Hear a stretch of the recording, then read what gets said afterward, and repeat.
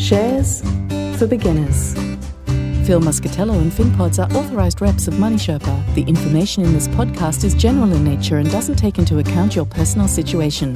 These are life-changing losses for people, and it might look smart on the 7:30 report or on the front page of the Fin Review, but these are real people, and this is their retirement savings.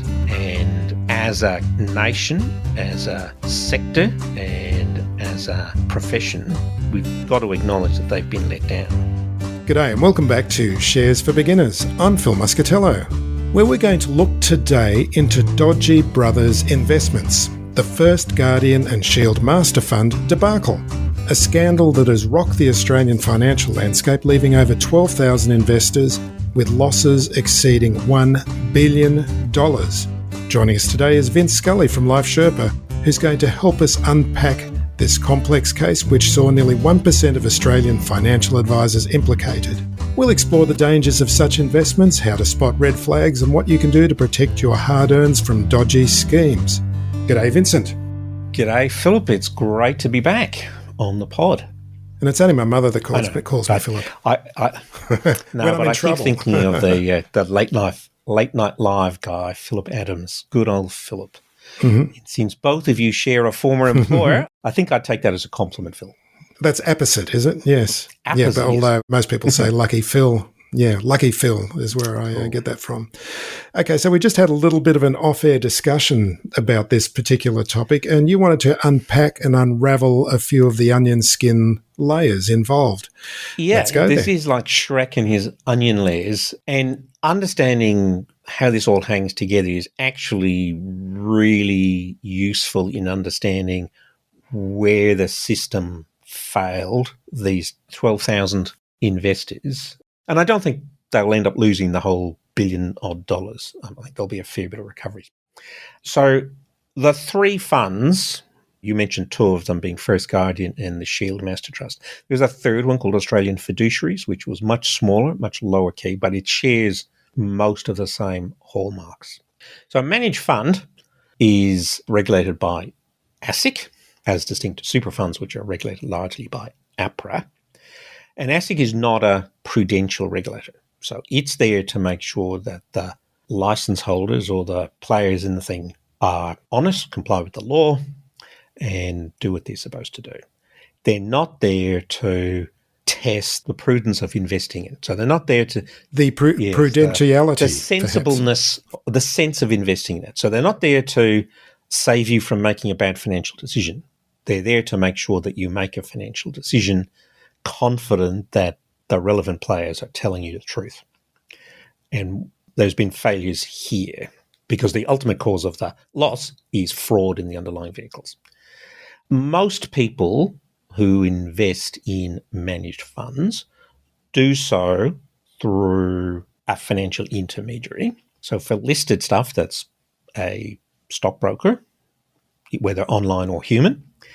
And for most managed funds, therefore, it's particularly unlisted ones, it's a financial advisor.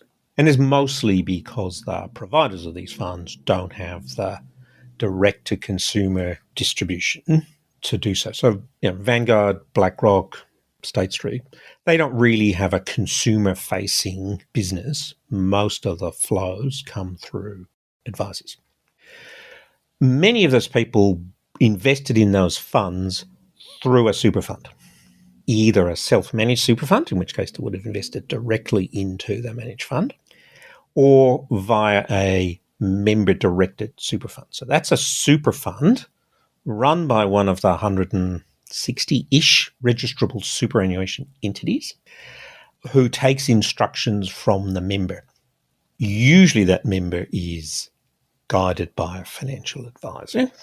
And so the question is, should the trustee be second-guessing an individual who's chosen this product to direct where their money's to going, and that person's advised by a professional? We'll get back and talk about that later. And that's similar to your House Plus member direct option, where the member directs the trustee of the House Plus super fund to apply some of their balance to investing in a list of, I think, about 27 ETFs. And many people, you and I, spend enough time on Reddit and Facebook to know that there is a very strong level of whinging that people who choose to invest in the member direct option bitch and moan about why Hostplus makes them keep 20% in a Prima option. There's probably two reasons for it. One is the prudential trustee, so that's trying to protect the member from themselves and from making dumb decisions. They also place some restrictions on concentration, like how much of your fund you can have in an individual ETF or fund. And they probably do have a commercial interest too in making sure that they get to clip the ticket on the premixed fund, but primarily the first one. So all of the super funds, so those member-directed super funds, they obviously have a menu that you can choose from. And so to get a fund onto the menu, there's a bunch of work that goes on. So the fund manager will usually engage a ratings house, and there's probably a dozen of them. This is generally paid for by the fund manager, so there's obvious conflicts there. And if you've seen The Big Short, you'll understand that one. And the super fund will employ asset consultants to do the analysis. And to some extent, they're going to rely on the ratings agency. So they're going to say, we will only accept funds that rate 4 stars or better. And so in a Life Sherpa context, we'd say, look, we're only going to deal with super funds that manage $10 billion or more.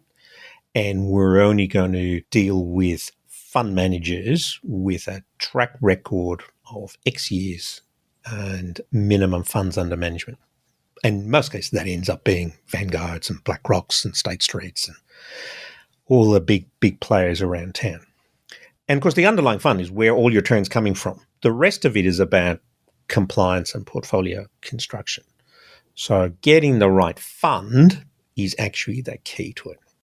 And so when you go to an advisor, they may rely on a research house. They may rely on their license holder to develop the approved product list, or they may very well employ consultants. And, for us at Life Sherpa, portfolio construction is core to delivering financial advice because it's the thing that's going to deliver the returns that brings your plan to life. It's the engine, right? It's the engine of the returns. Yeah, we think that's core. Whereas many advisors, either because of the restrictions of their license holder, or because they focus on other areas of financial planning, they go, well, we're going to outsource this to consultants, or we're going to outsource this to our license holder. None of that, I think, takes away from the obligation of the advisor, and I think this will get tested in these cases, as to what level of due diligence an advisor should be doing. I mean, we will go and meet with all the fund managers. So there is not a fund on our approved list that we haven't met with the manager, and usually the portfolio manager, and usually we'll do that once a year. So this time of year is just chockers with fund manager and portfolio manager meetings, because this is when they're doing their reporting. So that's not cheap. And so that's where corners get cut, I guess. And then the final player, which is possibly the biggest culprit in this particular scenario, is the lead generation companies. So there are maybe more than a handful, maybe 20 or 30 players here who run websites that call things like, Oz Super Compare or Compare Your Super. All sounds pretty innocuous, all sounds pretty official. Yeah, it sounds like where you go and choose your energy provider or something like that. But this is obviously more sinister. a level of responsibility. But their market, much greater responsibility. So they don't hold financial services license, and they're in the business of collecting leads.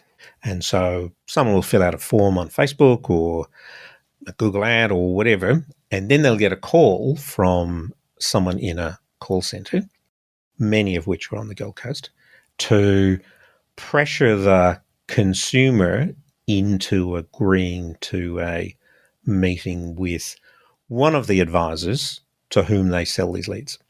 So there's a whole bunch of rules about not selling financial products on a cold call. So they're called the anti-hawking rules. And it's illegal to phone somebody and say, want to buy some BHP shares. That's illegal.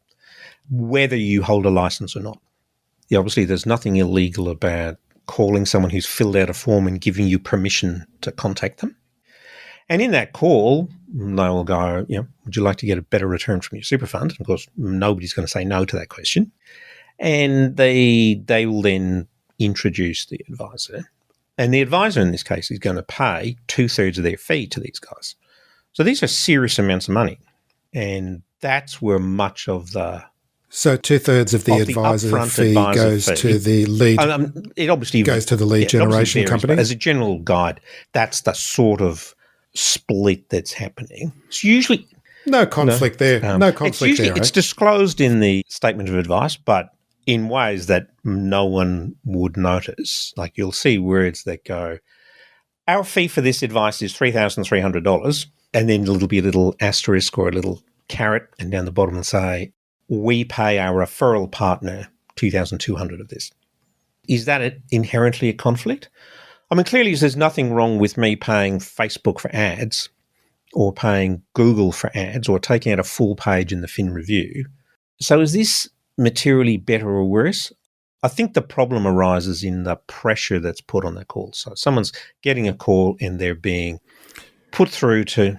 It's more than advertising, isn't it? It's where you're actually talking to a human who is trying to get you to sign on the dotted line. In many cases, the deal is done on the phone as good as, and the statement of advice follows. And this is pretty cookie-cutter advice, and I've seen quite a few. So we do a lot of second opinions in our business where people will message me on Facebook or reach out and go, "Look, I've had this piece of advice and I want to know what to do." So in August 2023, I had a guy reach out on Facebook and says, "Look, I've had this advice from Venture Egg," which is one of the main culprits in this whole thing, "and can you have a look at it?" And so the recommendation was that this guy should move from Host Plus to the Shield, First Guardian, diversified strategies. So this guy was profiled as a 60-40 investor, that's 6% growth, 40% defensive, so a fairly conservative sort of guy. He was still relatively young, he was 40-something, but profiled as a relatively risk-averse. And the recommendation was that he should move his House Plus to this First Guardian on a super fund called Ozprac Super, of which the trustee was Diversa.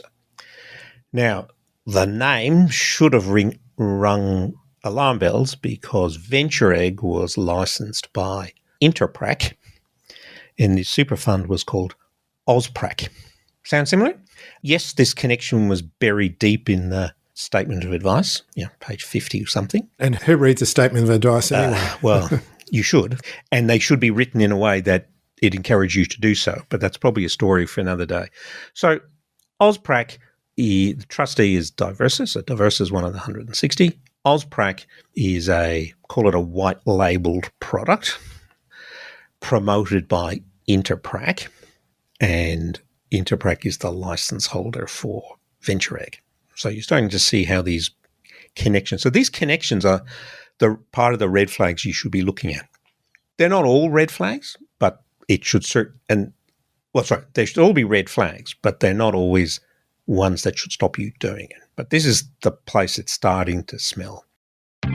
Track your investments like a pro. ShareSite is Investopedia's #1 portfolio tracker for DIY investors, simplifying your finances. Get 4 months free on an annual premium plan at sharesight.com/shares for beginners.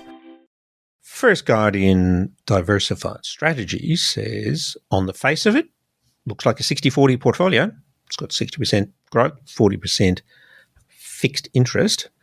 But the fixed interest portion was loans to Chiodo's property fund, loans to other products. So they're not what you and I would understand by fixed interest. These are not government bonds. These are high-risk property-related loans.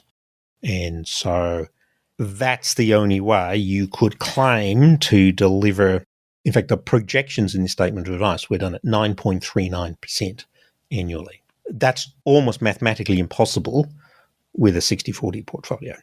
And this is one of the things to watch out for, and one of the red flags. And because, we've talked about private credit before, and we've talked about real estate investments and how difficult it is for these to be valued as well. And it's not like a stock that's on the market that you can just, as soon as something goes wrong, you can sell it.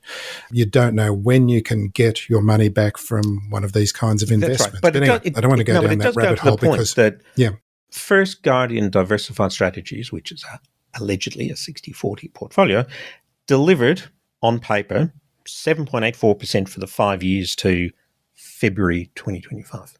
That's what it reported to, and that's what its accounts would have shown that were lodged with ASIC.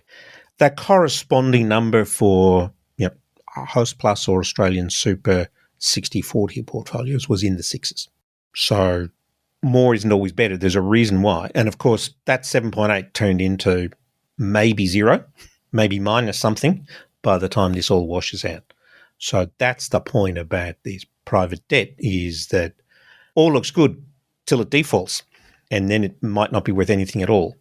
And we've seen this morning with ART's property in Seattle, which they paid $360 million for when it was leased to Microsoft. Today it's vacant, and they've just handed the keys back to the debt holders. Now, that was still valued at $360 million in last year's accounts. So, it's hard to work out what it was because it's buried in a Brookfield externally managed fund, but I would be pretty confident that it was still valued at more than zero in last year's accounts. So that's a challenge, and again, a potential red flag. Another reason why we're fans of largely indexed or quant-based rules-based funds. So that's Viper's Nest, I think is the technical term, isn't it, for all of this? Okay, so by way of unpicking, I just wanted to quote this article that was in The Australian. I'm just going to quote it verbatim and refer that comes from the Australian newspaper. But this is about shoddy investment funds led by chaps who either lost the money, plunged it into high-risk rubbish, or gobbled it up themselves and spent it on Floyd Mayweather. Yes, literally Floyd Mayweather. They paid him to appear at a corporate event. Tyson Fury as well. Someone else went out and bought a Lamborghini. Another purchased a penthouse apartment for his wife. There was a $30 million loan made to a craft brewery in Tasmania. Another to a hospitality business. I think there was a restaurant in there as well, just by the by. To dubious real estate projects in Indonesia that probably won't be recovered. And some of it went to a character named Ferris Merry. He ran the call centre that funneled people into these doomed investment products, which we've just been discussing. His conduct dubbed unconscionable by the corporate regulator ASIC, because the clients all thought they were getting independent advice from Merry.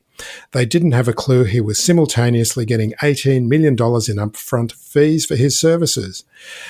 Merry is trying to cozy up to the official Facebook support group for the victims of First Guardians. And not only that, he's actually making contact with them. And then you mentioned Paul Quixote as well before, who ran one of the real estate funds, and he's trying to have his fees paid to him as part of the wash-up of this whole deal. Yeah. So anyway, but I just wanted to get that out because it's so lurid. But it actually gets worse than it. So you talked about fighters. Mayweather is a boxer, right?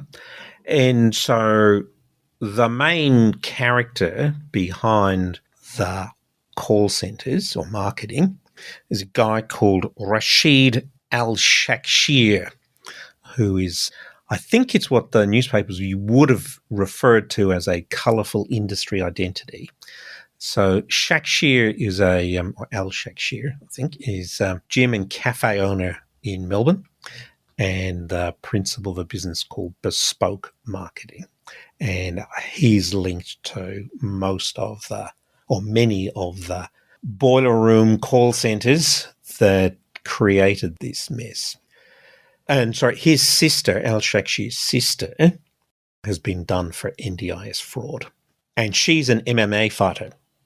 So it's all just... Oh, we've squared the circle there. Talk about colourful industry identities, which I think is the polite way that you're allowed to say this without being done for defamation. But what are the guardrails? What are the guardrails here, Vince? I mean, what is to stop any fund manager just to go off and, buy Lamborghinis and spend their money on their favourite sporting heroes. If you are looking for red flags, which we'll probably come back to, if someone's social media has got flash cars on it, that's a red flag. If you've ever read, one of my favourite books that I recommend that people read is a book written in the 30s by a guy called Fred Schwed called Where Are the Customers' Yachts? And it's a timeless tale. So, Lambos, Ferraris, flash social media lists, red flag. We've got members, and they've got a member direct account in Host Plus, for example. They filled out some form. Someone said, "Do you want a better return from your Has anyone super?" ever said no to that question? Someone gives them a call. No one ever says no to that question. And then you're put in touch with a financial advisor who says, well, here's this fantastic fund that you should have your money in. Then you go back to Host Plus and say, okay, I want to buy this managed fund. Is that the process? It is broadly, but I think the Host Plus example is a slightly different kettle of fish. So the Host Plus case, just to close that one off, they have trustee-directed funds where Host Plus have a balanced fund and a growth fund and a high growth fund and a defensive fund that you tick a box in the application form and you choose an option. And Host Plus decide what's in that. They don't actually manage any of the money, but they decide what's going to be in it. And they also offer a member-directed option, which I think they call Member Direct, where you as the member can say, Mr. Host Plus, please put 20% of my money in the Vanguard Australian Share Fund, or please put 5% of my money in the BlackRock Australian Bond Fund. So you can build your own portfolio. And that's sort of what's happening. That's the same sort of exercise, it's the same legal mechanism that's happening in these true member-directed funds, where the member, when they join the Macquarie Wrap Super Fund or the Ozprax Super Fund, they're going to fill out a form which says, I want to roll over my $200,000 from Host Plus and I want it invested in this percentages. And in the case we're talking about, they would have said, I want to put 100% of this into the Shield Diversified Strategies Fund, which is allegedly a 60-40 diversified portfolio. It was invested in about 7 or 8 other funds. And your advisor would send your instructions, usually online, to the trustee, and the trustee would go by them and hold them for your account. That's, in theory, how it works. And the trustee will do what you tell them to do as long as it falls within the rules of the fund. And most funds will have a cap on what you can put in an individual fund or an individual sector, or it varies from fund to fund. So, a trustee receiving an instruction to invest in a diversified fund, in this case a 60-40, that's exactly what you're going to obviously different underlying funds, but that's exactly what you're doing by ticking the conservative growth fund at Host Plus. You're saying, I want this invested in a 60-40 fund, 100%. It's all split out into stuff below that. Now, as it turns out, it wasn't actually invested in what you thought it might have been invested in. That's a failure of the responsible entity, and arguably the due diligence of the advisor, and arguably the due diligence of the trustee, and arguably their asset consultant. But ultimately, it's a decision of a consumer supported by a licensed professional and conveyed in accordance with the rules of the fund to the trustee. Sounds totally above board, Vince. I mean, at the high level it is. The problem here... From a consumer level, it does seem that way, doesn't it? The flaw here is that the underlying fund wasn't as represented, and it wasn't what a normal person would understand, or even a reasonably qualified professional would recognise as a 60-40 portfolio. And you had a whole bunch of conflicted advisors spruiking it.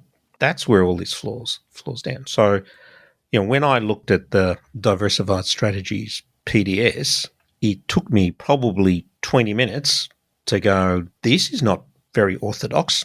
There were some... And presumably a trustee would have the financial skills to work that out themselves as well. You would argue that they should do.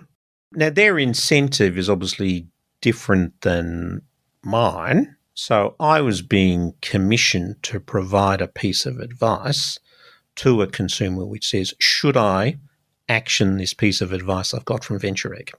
And so I have a single duty here.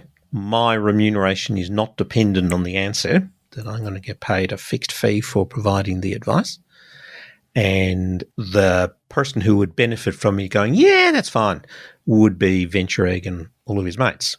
My sole duty there is it. So I can probably, I guess, err on the side of that's a bit unorthodox. I clearly had no idea and was unable to assess without spending days to work out whether it was actually invested the way it said it was and whether the money being diverted to pay for Chioda's Lambo. That was well beyond the capacity of an advisor. But it only took about 20 minutes to go, whilst that technically meets the definition of a 60-40 portfolio, the 40 is in pretty racy private debt, which is mostly in related party funds. Red flag, red flag, red flag. And I've got what purports to be a 60-40, which in its DDO report, its market determination, is saying we're targeting CPI plus 3.5, which sounds perfectly reasonable for a 60-40 portfolio. But the PDS says we're targeting CPI plus 5. Well, which is it, guys? And how is it feasible to generate 7 or 8% on a 60, where the 40 is traditional fixed interest? That's sort of mathematically not impossible, but a bit of a stretch target. And then when I look at the statement of advice recommending this, it did its projections at 9.39%. So it doesn't take too much work to go, that's a bit unorthodox. And so my recommendation was don't buy the do Lambo. It. Whether the client actually did in due course is, I guess, their call. But, so you say, well, I could see that. Does that make me an investing genius or does it make the trustee incompetent? I don't think you have to draw either of those conclusions. That a trustee, or certainly an asset consultant being paid by the fund, has a different set of incentives, that they're likely to be put under the pump to justify a don't do it. Whereas I could take on the balance of probabilities, this looks like bad advice. Whereas, if Atchison's are reporting to the equity trustees investment committee going, I can't put my finger on why this is dodge, but I don't like it. That's not how they're going to keep their contract. And so the level of assurance they're going to need to form a decline recommendation is tougher. So I do have some sympathy for Atchison's in this case. I'm not saying they did it right. The court case will tell us who was right and who was wrong. And certainly nobody in 2023 would have known there was fraud without doing some serious digging. I mean, certainly he was associated with some fairly colourful characters, red flag. He was investing in a lot of related products, red flag. It was an unorthodox allocation in a 60-40, red flag. It was a relatively small fund, red flag. And the nature of the pitch was over-egged. All of those are red flags. Remember, my assessment there is on the balance of probabilities, I think this is a bad thing.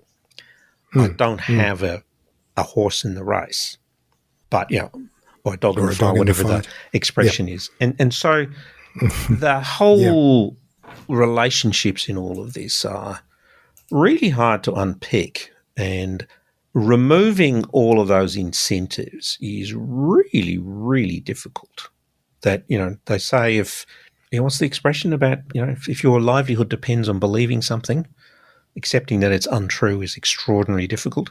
And so, I don't have a silver bullet that's make this going away, but there are certainly some things that you can do to tip the odds in your favour. And the challenge for a consumer is, how do I do that? And that's why very few of these decisions should be getting made without professional advice because it is so complex. I've been doing this for nearly 40 years and I still learn something new most days. And that's why I use an advisor to give me that second sense. It's not that he knows any more than I do. It's that he knows where my blind spots are and he can identify them faster than I can. And so that's a problem because advice is so expensive. And that's a problem because there's obviously 140 of them that have either lost their way or been beaten up or incentivized otherwise to do it. Many of those will get weeded out, I think, in the fallout of all of this. I'm not sure that helps the 12,000 consumers all that much. And many of these advisors, the advisor that wrote the piece of advice that I'd seen is still practicing. He had previously been licensed by Dover. We know how well that worked out at the Royal Commission. So, if you want to look at red flags, you go, does this align with my goals and objectives? So choosing a fund is not about lining them up by fees and return and picking the lowest fee and highest performance, any more than you could pick the Australian Test team by lining up all of the batsmen by their batting average and picking the highest 11 numbers. That's not how you build a winning team. So you have to build a portfolio, and that's where you start. So you've got, what's my goal? What's my strategy? What's the asset allocation that's going to support that? And then how can I build that? And I'm going to use fund managers that have solid track records in doing that. And whatever research you want to choose. I mean, we do most of our research in-house. And then when you're going to build it, you got to build it on if you're going to do it in your super, you got to build it in a super fund trustee. And in most cases where you've got a balance of above 70,000, a segregated account or a wrap account is likely to give you a better answer, partly because of better tax benefits over your life and partly because of the ability to be certain that you're getting the asset allocation that you need. But that does lead you to a whole series of other decisions. So we won't deal with an RSE that has less than 10 billion under management. And that gets you to about the top. Sorry, what's an RSE? Registrable superannuation entity. So that's the trustee of a super fund. And there's only about 150, 160 of them. But if you draw the line at 10 billion or more, you're down to about 30. So it's not a very big universe, and it's a universe that's getting smaller. And the reason we choose 10 billion, I mean, it's a round number, but it's about getting scale so that you know that, because managing a super fund is broadly a scale game. Like the cost of managing 20 billion is not twice the cost of managing 10 billion. So you want to be big enough that you're getting the scale benefits. You want to be big enough that you're going to be not the one that gets merged by someone else. So APRA has a policy of trying to whittle this number down. So you don't want to be the one that gets taken over. But when it comes to a big pooled fund, you're starting to restrict what you can invest in. So if you're Australian Super and you're managing 300 or 400 billion, whatever the number is today, it's pretty hard to invest in a company outside the ASX 300 because you just can't buy enough of it to make a difference. So by choosing a big pooled fund, not only are you getting a worse tax outcome, but you're also restricting your investment universe because you can't invest in small companies. And the evidence shows that small companies outperform big companies. So in our growth portfolio, the allocation away from large Australian companies to small Australian companies, so that's companies outside the ASX 300, has added about 0.6% a year to our returns. You can't do that in a big pool fund because you just can't buy enough of a company outside the 300 to make a difference. Super is one of the most important investments you'll ever make. But how do you know if you're in the best fund for your situation? Head to lifesherpa.com.au to find out more. Life Sherpa, Australia's most affordable online financial advice.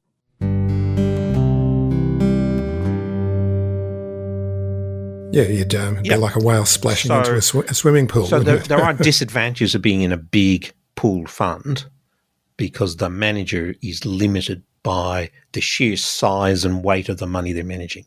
But is that part of the level of assurance that you're looking for? Is that why you're going for these kind the of scale size of is about fund managers? making sure that they're going to be on the good side of the APRA rules.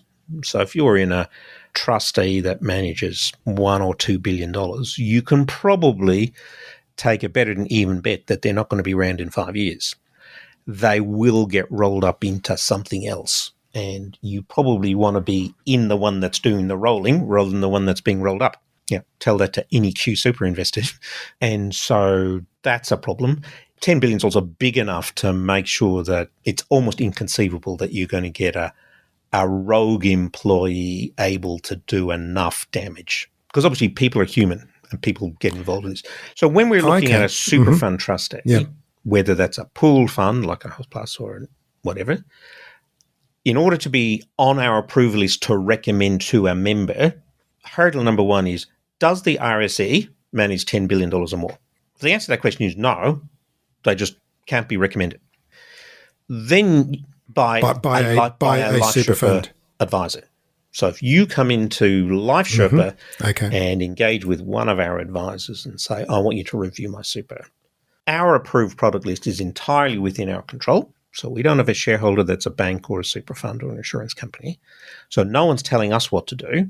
We choose which super funds we will deal with.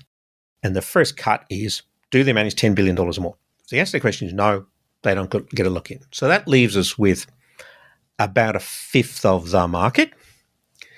And they probably manage 80% or more of the dollars. So if you're in that pool, you're confident they're going to be around for a while. You're confident that they got the systems and they're big enough that APRA's giving them attention. So a failure at Australian Super is systemically significant, that will get a huge amount of attention at regulator and government level and on the front page of the paper. So you can be fairly confident that even if someone Australian Super has their finger in the till, it's not going to be material in the scheme of things, and it will be stamped out. So that's a good level of assurance. So that's why we draw the line at 10 billion.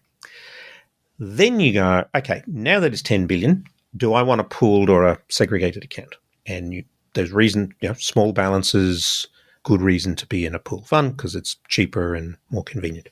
So if you're a 25-year-old hospital worker with $5,000 in your super fund, you need to be in a big pooled fund. And there's probably... So your money's there put together with everyone else's money, and it's all being invested on everyone's behalf. Right. It's cheap, it's reliable. You've got the protections of government oversight, APRA regulation, and the access to the reserve funds. That's good. Now, when your balance gets over about 70, now you've really got to start looking at the tax efficiency and certainty of asset allocation and the ability to access those other asset classes that you just can't if you're in a $300 billion fund. And so now you're into the segregated market. And again, there's probably, in that 30, there's probably close to a dozen players in that space. And that decision is a function of the technology that keeps the cost of us relaying your instructions to the trustee cost effectively, because the cost of me looking after your portfolio is part of the overall cost. So there's no point in me saying, you will save 0.3 or 0.4% a year in tax by going segregated if I'm going to have to charge you 1% to manage it. So the technology matters and the price of the platform matters, and to a lesser extent, the menu matters. But it's mostly around the technology that supports it that allows me to cost effectively manage hundreds or thousands of portfolios cost effectively. Now, if you're going to a traditional advisor where you're investing $1 million or $2 million or $3 million in super, the labour cost of looking after that becomes less and less significant. But when you're trying to deal with $200,000, $300,000 balances, cost matters. And you shouldn't see a difference between $1 paid to Macquarie Wrap or Equity Trustees or Net Wealth, $1 paid to Vanguard or BlackRock or State Street, and $1 paid to me. It all comes out of your return, and we're about going, well, is that a better use of your fund budget or your investing budget than putting it in a House Plus or Australian Super? And in most cases, if your balance is $70,000 or more and you've got a decade or more to retirement, the segregated account is going to give you a better answer. Which brings you into the whole member-directed stuff and being comfortable that the underlying fund managers, so having drawn this $10 billion line at the trustee level, we now have to look at the individual fund managers. So how does an individual fund manager get onto the Life Sherpa approved list? And so we start going, well, for this asset class, should we be going indexed or quant or active? Is there an index that's investable?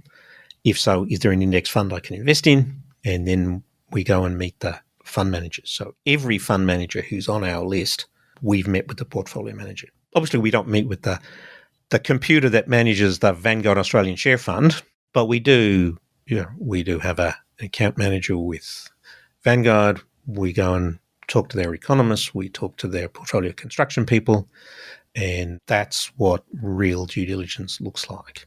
We don't rely on a particular ratings agency. The lack of ratings is a red flag. So if someone doesn't have one, that's a serious red flag. But the fact that they've got a 3.75 from SQM or a 4 crowns from FE Fund Info or 5 stars from Morningstar doesn't really feed into our research process. But if a manager is going to come and say, look, we've been here for a year, we don't have a rating yet, I go, well, come back when you got $500 million and a 5-year track record and a rating. So that's how you avoid the things. We also would be very skeptical of a related party investment. So when we talk about the Life Sherpa 80% growth portfolio, that's actually a bundle of funds from other people. We don't have a commercial interest in that. We provide portfolio management services for which we charge, but we don't have a commercial interest in whether you buy Vanguard or BlackRock. We have a evidence-based reason as to why it's one or the other, but we don't have a commercial interest. I mean, we do have a business interest that we'd rather sell you portfolio management services than not sell them, but that all comes out in the wash in the comparison because that obviously comes at a cost. But if you're not paying us, you're paying House Plus or Vanguard or someone else to do it. It's a job that has to be done. The question is who's going to deliver it, and we will say, well, we'll do this for X basis points, and here's our track record.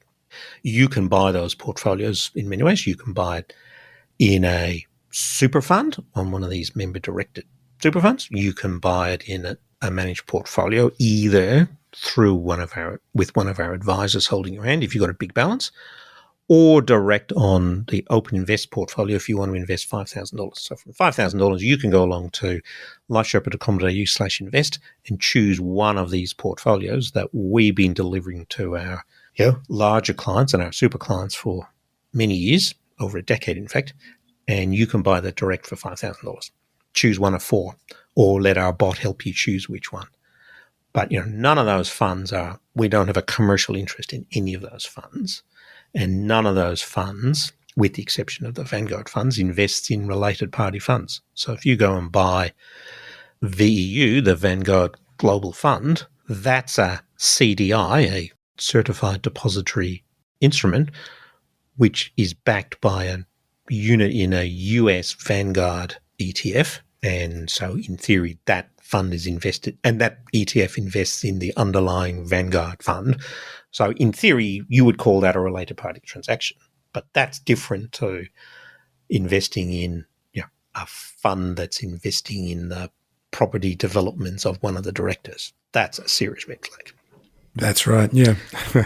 So if listeners and viewers are interested in finding out more, where can they go to, and what are the costs involved as opposed to going to a traditional financial advisor? I created this business more than a decade ago now, so 2014. So we're coming up on our 12th anniversary, I suppose, to fill that gap between the completely throw yourself at the mercy of the winds and take a punt, or pay an increasing number, but it's $6,000 or $7,000 a year now, goes up every year, and will only go up further as the number of advisors falls and we're going to see another drop-off in January when the final tranche of the education requirements kick in. And the number of people with money is growing. So next year or the year after is peak 65-year-old. I don't know if you realise that, Phil. I think 2027 is the year there are more 65-year-olds in Australia than ever, before or since. Looking at, unless we start encouraging family reunions, it'd be the biggest for a very long time. And so there's fewer and fewer advisors. So if you're running an advice practice, well, what's the logical thing to do is you just keep cranking up the price until you price away the excess demand. So if you can deal with 80 people at $1.20, that's probably better for most people than dealing with 100 people at $1. And so we wanted to fill that gap where people without $1 million or $500,000 could get sound advice that's not tainted by ownership by a bank or super fund or insurance company. So sure, you can go and talk to a super fund advisor, but they're not necessarily all that much cheaper, and they're generally limited to dealing with the fund's products for obvious reasons. And so we need to do a few things. Technology was really important for that, and having a very clearly defined manifesto around how we deal with insurance, how we deal with investment. So our investment philosophy is on a website. You can go and look at the 10 guiding principles that guide everything we do when it comes to investment. It's heavily evidence-based and it's technology supported, and we pass on the savings that come from the technology. So if you wanted to buy a Life Sherpa Invest portfolio, it's 0.65% a year on top of the underlying fund manager costs. And out of that 0.65, Open Invest keep 0.25 and pay us 0.4. That's as cheap as it gets. And you're getting market-leading performance over a very long period of time. We've been providing portfolios built using this methodology for over a decade. So there's a decade of history. They may not be in Open Invest for a decade, but we have a decade of history and a further decade of backtesting. So the evidence is there to support them, and that's how we do it. So if you wanted to get your super reviewed, we charge you $1,500 for that, which is, probably the same as Venture Egg was keeping, but they were paying another $3,000 to the market guy, and that's not helping the consumer. So that's our goal. I've been doing this for a very long time, as you can tell from my hair. And also lack of Lambo as well, I believe. No Lambo. No Lambo? No Fezzer? I do drive I was just reading. Actually, I was just reading on the... a long way down from a Lambo. Okay, well, very common. Very common. No, I was just reading on the weekend about the new Ferrari, the F80, I believe, which is worth $7 million, and Lewis Hamilton got scared driving it. And there's already 20 orders from Australia. So I'm just wondering how many of those orders from the funds management industry. Probably very few. I mean, as you probably know, I spent a fair bit of time at Macquarie in my past, and it's got this reputation as the millionaire's factory. But millionaire's factory, yes. That parking lot did not have that many exotic cars in it. Certainly nowhere compared to the Anderson Consulting car park, which obviously is now Accenture, but that's where I was before Macquarie. Or you drive up to the Mater Hospital and look at the doctor's car park or the SAN. There's some very expensive cars there. Money that personally I would never spend. And I can certainly commend reading Fred Schwed's book, Where Are All the Customers' Yachts? And I guess in the context of this, we should be going, where are the customers' Lambos? I'm not sure my body's up to getting into a Lambo anymore. Oh, I know. They're so hard, those supercars, to get in and out of, don't you find? Every time I've bought one, I've found it very hard to get in and out of. I know. Vince Scully, thank you very much for joining me today. Phil Muscatello, it's been great chatting about this saga, which has a long way to run. I'm sure that you and I will talk about this many times over the next few years before this all comes to fruition. And clearly there's a lot of people here in a lot of pain. I think so, yeah. And we don't want to make light of that, obviously. These are life-changing losses for people, and it might look smart on the 7:30 report or on the front page of the Fin Review, but these are real people and this is their retirement savings. And as a nation, as a sector, and as a profession, we've got to acknowledge that they've been let down. And that is terrible. But that just should not happen. And, people need to bear the consequences of their actions, many of which may be legal, but are just outrageous. And possibly the worst outcome is that more and more people are going to see that 1% of scoundrels and not take the advice they need. That's what we've got. And paint the whole industry with they that. They will be worse off for that, but it is sort of understandable. And so, learn the red flags and don't let the behaviour of others ruin your retirement like they've ruined other people's. That's my beautiful final words. Thanks, pleasure, Phil. Thanks for listening to Shares for Beginners. You can find more at sharesforbeginners.com. If you enjoy listening, please take a moment to rate or review in your podcast player, or tell a friend who might want to learn more about investing for their future.